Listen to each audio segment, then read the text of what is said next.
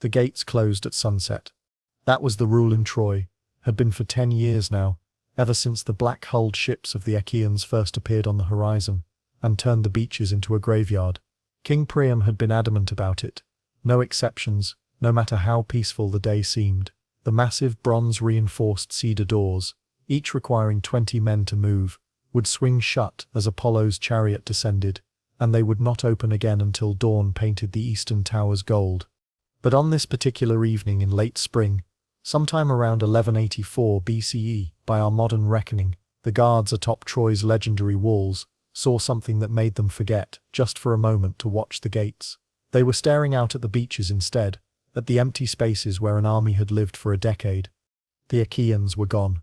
1,000 ships had blackened that shoreline for 10 years, their hulls pulled up onto the sand, their crews turning the coast into a makeshift city of tents and cooking fires and shit trenches. The Trojan scouts had counted them obsessively at first. Agamemnon's contingent from Mycenae, Odysseus's dozen vessels from Ithaca, the 50 ships of Achilles before his death, Menelaus's 60 from Sparta. Over time, they'd stopped counting. The ships were just there, permanent as the walls themselves, a fact of life like hunger or fear or the weight of armor. Now they were gone. All of them. The only thing the Achaeans had left behind was a horse. It stood alone on the plain between the abandoned camp and Troy's western gate, and even from the walls, even in the failing light, it was magnificent. 30 feet tall if it was an inch, constructed from planks of what looked like pine and fir, fitted together with a craftsmanship that seemed almost wasteful for an object that would just sit there. Its neck arched proudly, its wooden mane suggested motion where there was none. Whoever had built it understood horses. The proportions were perfect, the stance noble, each detail carved with an artistry that spoke of devotion. "What in the name of Zeus is that?" asked Aeneas, leaning over the wall's edge beside one of the guard captains. He was Priam's cousin, a veteran of 100 skirmishes across these plains, and at this point in the war, not much surprised him. This did. The guard captain, a scarred Dardanian named Thymoetes, shook his head slowly. "An offering, lord. It must be. To Athena, for safe passage home." They just left? Before dawn, scouts say they saw sails heading northwest toward Tenedos and beyond. Every ship, every man. Aeneas studied the horse, and something about it troubled him in a way he couldn't articulate. It was too perfect, too deliberately placed, positioned on the main approach to the western gate, as if someone wanted to make absolutely certain the Trojans would find it. "Have you sent anyone down to examine it? King Priam wants a council first, at sunrise." But the gates were already opening. News of the Achaean departure had spread through Troy faster than fire through dry wheat, and the population, swollen to perhaps 50,000 souls within the walls, including refugees from the surrounding countryside, had reached a critical mass of hope that no king's command could contain. The gates, those massive barriers that had held for 10 years, that had become synonymous with survival itself, swung open as citizens streamed out onto the plain they hadn't walked freely in a decade. Aeneas watched them go and felt a cold stone settle in his gut. He was a religious man, pious in the way that men who've survived too many battles often become, and he kept thinking of an old saying his father had taught him: "Beware of Greeks bearing gifts." What he was watching, what nobody wanted to acknowledge because they were so drunk on the possibility that it might finally be over, was thousands of Trojans bearing a gift the Greeks had left behind. The long siege. To understand what happened next, you have to understand what the previous 10 years had done to Troy. This wasn't just a war in the sense that we might understand it, a conflict with front lines and occupied territories and strategic objectives. This was a siege, intimate and suffocating, where the entire purpose of one army's existence was to make the other army's city unlivable. Troy itself was a marvel, one of the jewels of the Bronze Age Aegean. Built on a hill overlooking the Hellespont, that narrow strait that controlled trade between the Mediterranean and the Black Sea, it commanded some of the most valuable real estate in the ancient world. Every merchant ship that wanted to avoid the long journey around had to pass beneath Troy's walls and pay tribute. This wasn't just a city, it was a toll booth on the highway of civilizations, and the wealth it generated was staggering. King Priam had 50 sons, 19 by his queen Hecuba alone, and the city could support them all with courts and palaces and private armies. Troy's walls, the famous walls that Homer would call well built so many times, he might as well have made it the city's official motto, were limestone and mud brick reinforced with timber, rising 30 feet high and thick enough that 4 chariots could ride abreast along the top. The main citadel, home to Priam's palace and the temple of Athena, crowned the hill like a stone declaration of permanence. The Achaeans hadn't been able to take those walls. For 10 years they'd tried everything: direct assault, building siege towers, attempting to starve the city out, while Trojan allies kept supply lines open from the east. They'd won battles on the plain, lost battles on the plain, seen heroes die on both sides. Achilles had killed Hector, Troy's greatest defender, and dragged his body around the walls until grief and Priam's supplication made him relent. Paris had killed Achilles with an arrow guided by Apollo, striking the one vulnerable spot on the Greeks' supposedly invincible body. Ajax had gone mad and slaughtered a flock of sheep thinking they were Trojan prisoners, then fallen on his own sword in shame. And through it all, Troy's walls had held. But walls can't stop attrition from eating at a city's soul.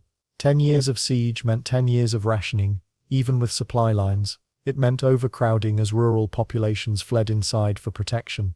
It meant disease, boredom, fear, and the particular psychological torture of never knowing if the danger had finally passed, or was just waiting for you to let your guard down. Every Trojan citizen had lost someone: sons, fathers, brothers, friends.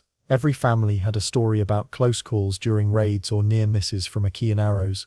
They were exhausted. All of them. Trojan and Achaean alike, though for different reasons. The Greeks were exhausted from trying to break something that wouldn't break. The Trojans were exhausted from 10 years of surviving.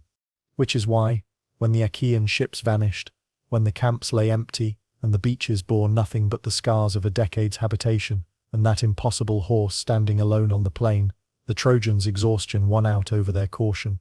Inside the city, King Priam called his council, but it was a formality. The debate had already been decided by popular will flowing through the streets like floodwater. Cassandra, Priam's daughter, the one Apollo had cursed to speak true prophecies that no one would believe, stood in the council chamber and shrieked warnings about Greeks in the belly of the beast, about fire and blood, and the death of everything they knew. They dismissed her as mad. They always did. Laocoon, priest of Poseidon, was more concrete in his objections. He stood before Priam and the assembled nobles: Aeneas, Deiphobus, who'd married Helen after Paris's death, Antenor, who'd long advocated for peace, and made his case with the passion of someone who knew he was right, but feared he wouldn't be believed. "This horse is an abomination," Laocoon said, his voice carrying to every corner of the great hall. He was an old man, his beard more silver than black, his hands gnarled from decades of performing sacrifices. "The Achaeans have been our enemies for 10 years. 10 years, and now they simply sail away and leave us a gift. What enemy does such a thing?" "An enemy who's given up," suggested Deiphobus. "An enemy who wants to placate the gods before the long journey home. An enemy who's trying to trick us." Laocoon snapped. "My king, I beg you, burn it. Drag it to the beach and burn it. Or better yet, leave it where it stands and seal the gates. We've survived 10 years. We can survive ignoring a wooden statue." But Priam was old, older than Laocoon, and he'd buried too many sons. The possibility that it was finally over, that he might die in his bed rather than watching his city burn, was too seductive to ignore. "The horse is sacred to Athena," he said slowly, and you could hear the hope in his voice, the desperate need to believe. "To destroy it might anger the goddess. To bring it inside might destroy us," Laocoon countered. That's when they brought in Sinon. The spy's gambit. Sinon was the key to everything. Without him, the horse was just a curiosity, a mystery the Trojans might have prodded at from a distance or ignored entirely. With him, it became an irresistible prize. The Trojan cavalry scouts had found him near the horse, cowering in the tall grass like a beaten dog. His wrists bore rope marks. His face was bruised, his clothes were torn, and when they dragged him before King Priam, he wept. His story was perfect, because it was exactly what the Trojans wanted to hear. He claimed to be a Greek common soldier, low-born, the kind of man the aristocratic heroes who ran the Achaean army would use and discard without thought. His cousin Palamedes, he said, had been falsely accused of treason by Odysseus years ago, and executed, and since then, Sinon's life in the Greek camp had been miserable. When the army finally decided to abandon the siege and sail home, when they consulted the prophet Calchas about how to appease the gods for safe passage, Calchas had named Sinon as a sacrifice. "They were going to kill me on Athena's altar," Sinon sobbed, his voice cracking in all the right places. Just like they sacrificed Agamemnon's daughter Iphigenia to get favorable winds to sail here in the first place. I'm nobody. I don't matter. But I didn't want to die, so I ran. I hid. And when they finally sailed without me, they left me for you to find. Priam leaned forward on his throne. And the horse. A gift, Sinon said quickly. To Athena, built so large that you couldn't bring it through your gates, couldn't take it into your city. The prophet said that if Troy ever claimed the horse, if you ever made it part of your city, Athena's favor would shift from Greece to Troy, and Troy would become invincible. They built it too big so you couldn't take it. They were hoping you'd destroy it instead. It was genius, really. The story did multiple things at once. It explained why the Greeks had left. It explained the horse's purpose. It made the horse seem not just safe but actively beneficial to Troy, and it turned the size of the horse, which should have been a warning, should have made everyone ask why build it so large, into evidence of the Greeks' fear rather than their planning. Laocoon listened to this performance, and knew he was watching a lie so sophisticated that truth couldn't compete with it. He's one of Odysseus's men, the priest said flatly. This whole thing reeks of that cunning bastard's scheming. But Sinon had an answer for that too, one that would echo down through centuries of warfare and espionage. If I'm lying, he said, meeting Priam's eyes, if any of what I say is false, kill me, right now. I'd rather die by your hand than theirs. It was the lie that made everything believable, the willingness to die for the story. And in that moment, watching Priam's face soften, Laocoon understood that they were going to bring the horse inside the city. He tried one last time, striding out of the council chamber, out through the streets where crowds were already gathering around the horse. He grabbed a spear from a guard and hurled it with all his strength at the wooden structure. The weapon struck true, piercing the horse's flank, and for just a moment everyone heard it, a sound like a groan, like men trying to stay silent when pain demands voice. You hear that? Laocoon shouted. That's not wood groaning. That's... He never finished.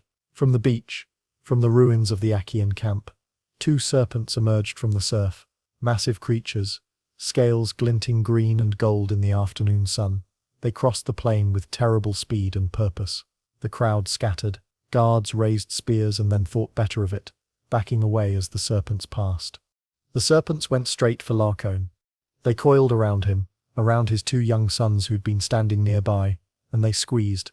The priest's screams were brief. His son's screams were worse. When the serpents finally slithered away, leaving three corpses twisted and broken on the plain beneath that impassive wooden horse, the crowd's interpretation was immediate and unanimous. The gods themselves had struck down the man who would desecrate their gift. Aeneas, watching from the walls, knew better. He didn't know how Odysseus had managed it, trained serpents, or some strange poison that drove the creatures mad, or just the blind luck of timing. But he knew with absolute certainty that nothing about this was divine providence. He also knew that his people, desperate for the war to be over, would believe it was. By nightfall, Troy's western gate had been torn apart. Not opened, torn apart. The horse was too wide, too tall to fit through even those massive doors, so the citizens had attacked the walls themselves, pulling down stones and timber to create a breach large enough. It took hundreds of men, women too, everyone working with the manic energy of people who believed they were witnessing a miracle. They dragged the horse inside on wooden rollers, a process that took hours and required demolishing part of the gatehouse. Someone garlanded it with flowers. Someone else poured wine at its feet as a libation. Children danced around its legs. Cassandra stood in the ruins of the gate, her hair wild, her voice hoarse from screaming warnings that no one would hear, and watched her city commit suicide. Inside the belly, 30 feet below Troy's celebration, in the perfect darkness inside the horse's hollow body, Odysseus listened to his city die by inches and smiled. There were 30 men in total, chosen personally by Odysseus for skills and temperament. Menelaus was there, king of Sparta, the man whose wife Helen's abduction had started this whole mess a decade ago. Diomedes, who'd wounded Ares himself in single combat during the war's early days. Neoptolemus, son of the dead Achilles, who'd inherited his father's rage but added calculation his father never possessed. Others, lesser-known heroes, but no less deadly for their anonymity. They'd been inside the horse for 18 hours at this point. 18 hours in a space barely large enough for 30 men to stand, let alone sit or lie down. No food except dry bread, water rationed to sips, a single small hole near the horse's tail for air and waste. Because human bodies don't stop their processes just because you're hiding in a monument to your own cleverness. It was hell, but it was necessary hell. And every man inside understood that. You don't break Troy's walls from the outside. They'd proven that, over 10 years and tens of thousands of corpses.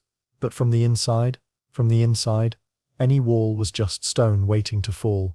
The plan was Odysseus's. Naturally, he'd been working on it for months. Ever since the death of Achilles and Ajax had made it clear that the Greeks weren't going to win through heroic combat. They needed guile. They needed theatre. They needed the Trojans to defeat themselves. The horse itself had been Apeius's construction, built over 3 months in secret in a concealed bay north of the camp. The carpenter had outdone himself, not just creating a hollow statue, but doing it in a way that looked too beautiful, too sacred to be suspicious. The religious markings, the proportions that honored Athena, the fine detail work that made it seem like a genuine offering, rather than a weapon. Getting Sinon to volunteer for his role had been harder. The man was a cousin of Palamedes, but the late supposed traitor's execution had been real enough, and Sinon had hated Odysseus for it, with the kind of pure loathing that usually ends in murder. Convincing him to become the key to Troy's downfall had required Odysseus to promise him first choice of Troy's treasury after the sack, plus a full pardon, and Odysseus's public acknowledgement of his cousin's innocence. It had also required Odysseus to personally inflict the bruises and rope marks that made Sinon's story believable, which the man had endured with the gritted teeth of someone who understood that suffering is just theatre's price of admission. The rest of the army, meanwhile, had sailed north to Tenedos, an island just barely over the horizon, close enough to return within hours once the signal came. Far enough that Trojan scouts watching from the towers would see empty beaches and believe deliverance had come. Now, inside the horse's belly, listening to celebrations in the streets above, Odysseus counted time by the angle of light through the tiny air hole and waited for the city to fall asleep. Beside him, packed into the darkness so tight that every man could feel every other man's breath, Menelaus shifted position and his armor clinked softly against wood. "Silence," Odysseus whispered, and the word carried to every man through the intimate darkness. "Not a sound, not a breath louder than you can help. We've come too far to fail because someone coughed." How much longer? That was Neoptolemus, impatient with the arrogance of youth. Until they sleep, until the wine runs out and exhaustion wins, until the guards think they're safe and stop watching the shadows. Hours then. Yes, hours. Odysseus's smile was invisible in the dark, but audible in his voice. "Tell me, son of Achilles, what's a few more hours after 10 years?" Above them, Troy celebrated its survival, unaware that it had invited its doom to the party. The night, the walls fell. The watchfires burned low around midnight. Troy's celebration had lasted until exhaustion, and wine defeated even the most determined reveler, and now the city slept the way cities do when they believe, finally, that safety has returned. Guards stood watch, but not with the vigilance of men who expected attack. How could they? The enemy was gone.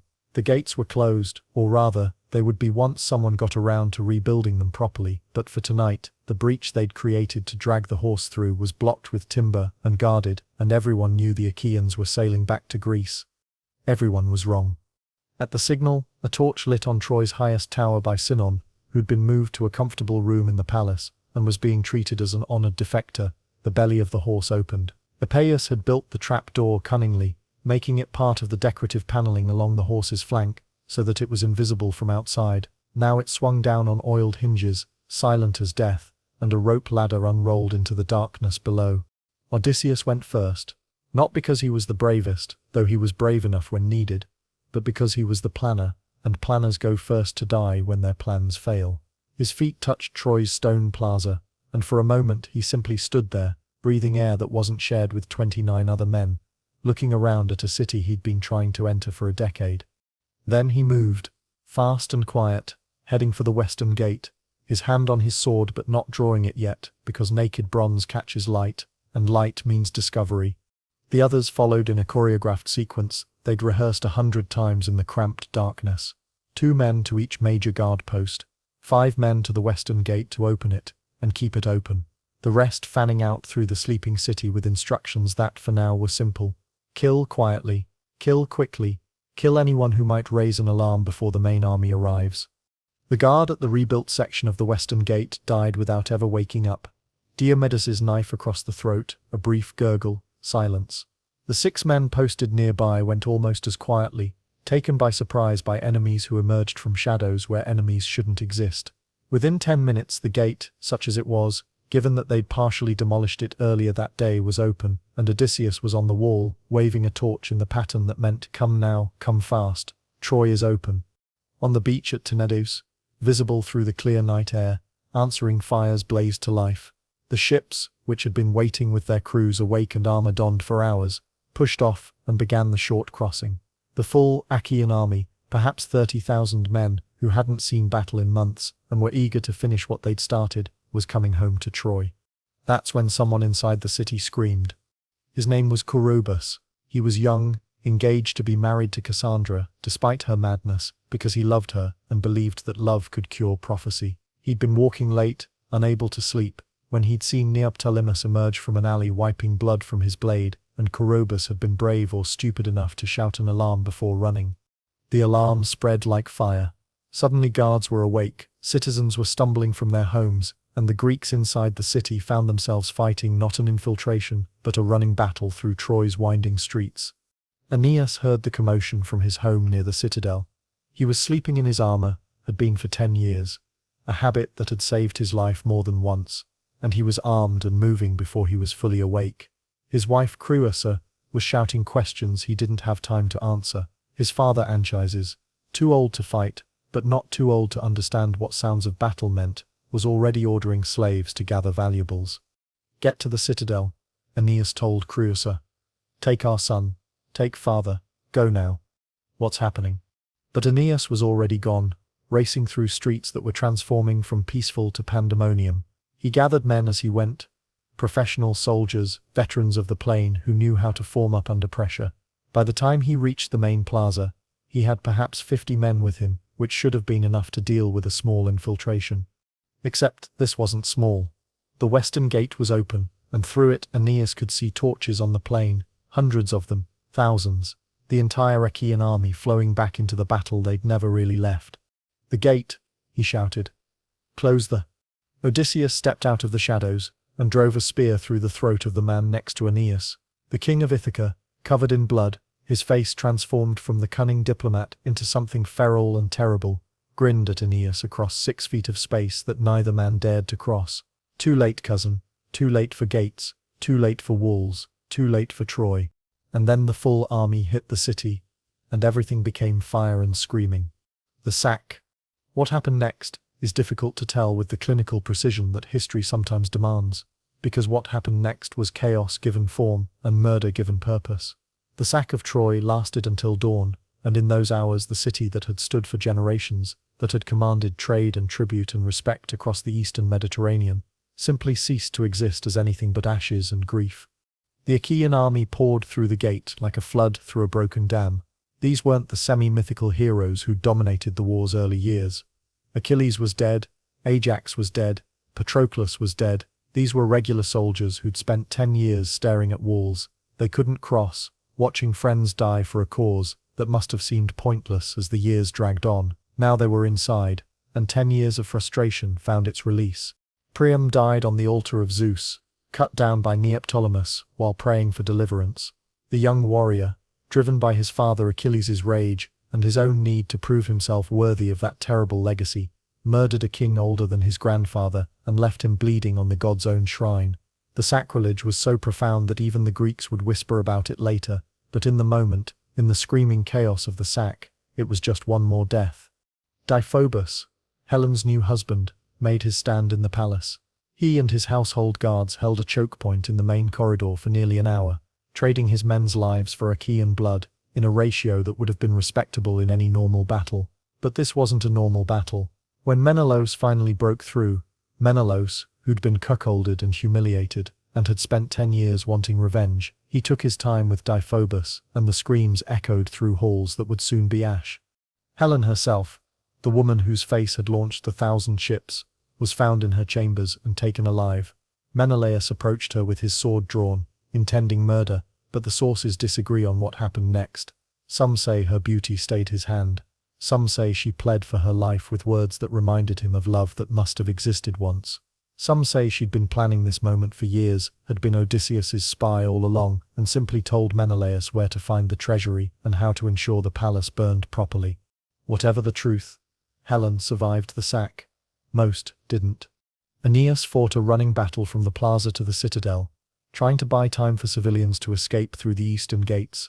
He was one of Troy's greatest warriors, trained from childhood, a man who'd stood his ground against Diomedes and Achilles both, and lived to speak of it. But he wasn't fighting warriors now, he was fighting an army, and armies don't care about individual courage. When he finally reached his home, it was already burning. He found his father Anchises alive, his young son Ascanius terrified but unhurt. His wife Creusa was nowhere. "We have to go," Anchises said, and the old man's voice was steady despite everything.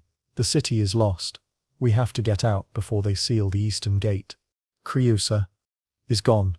Or alive, and already out, or dead. We can't know, and we can't wait."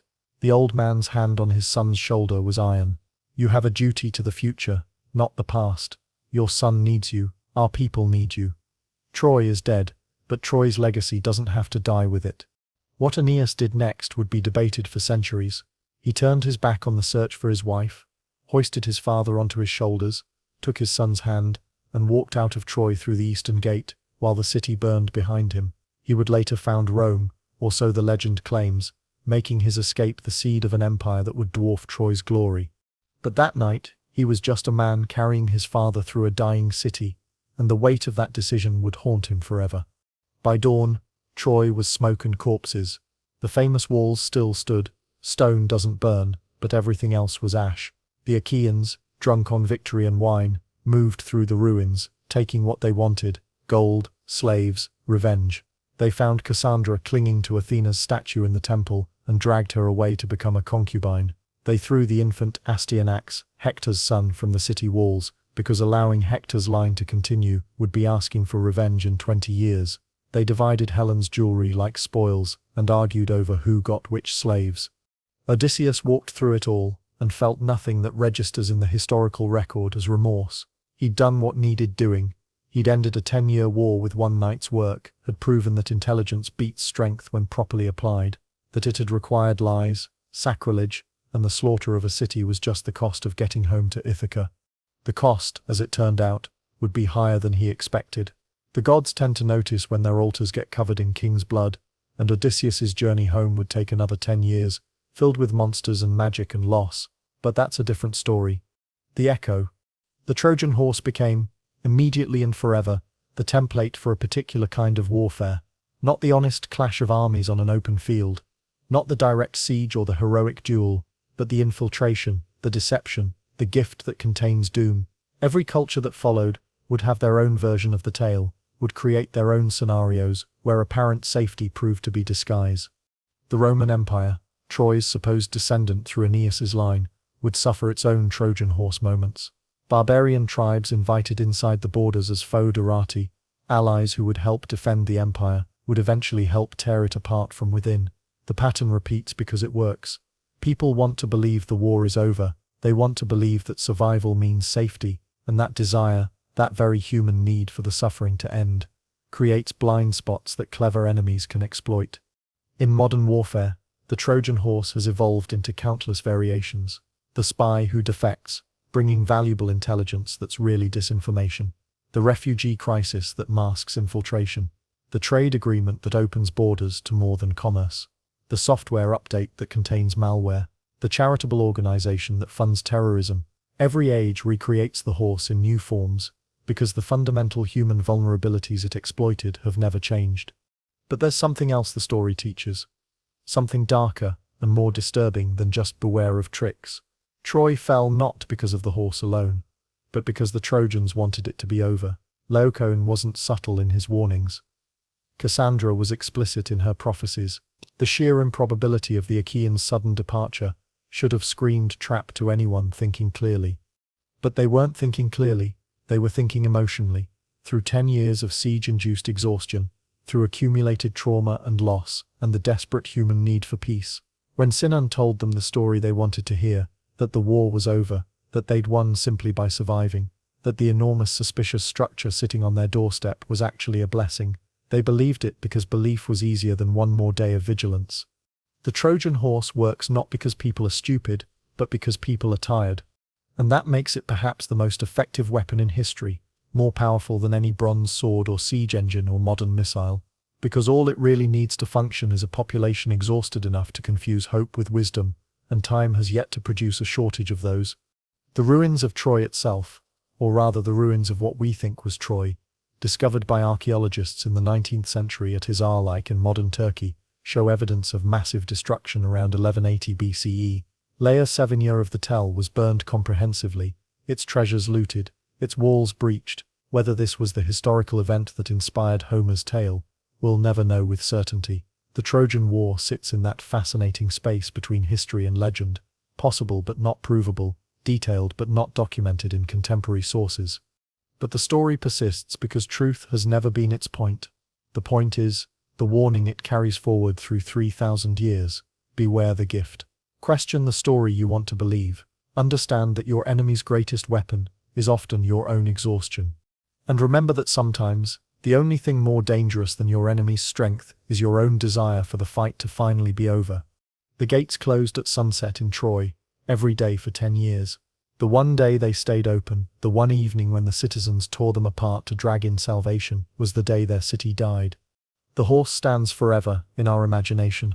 30 feet tall, terrible and beautiful, a monument to the moment when hope became weaponized, and a city's survival transformed into its doom. Every empire that's fallen since has had its own wooden horse. Every one that follows will too. The only question is whether anyone will remember the lesson before the gates swing wide.